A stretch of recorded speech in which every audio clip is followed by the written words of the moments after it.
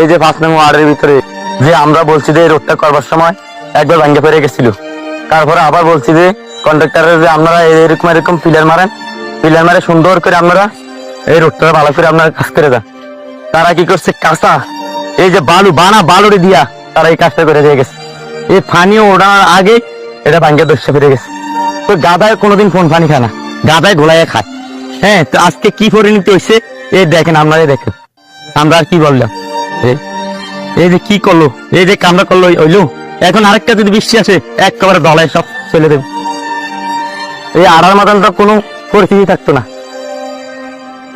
এই যে পিলার এনে পাড়া পিলার লাগতো, সব মিলিয়ে মনে 1 2 3 4 5 6 7 8 9 10টা, তাহলে 10 10 করে 20টা পিলারের দাম কয়টি দেখতো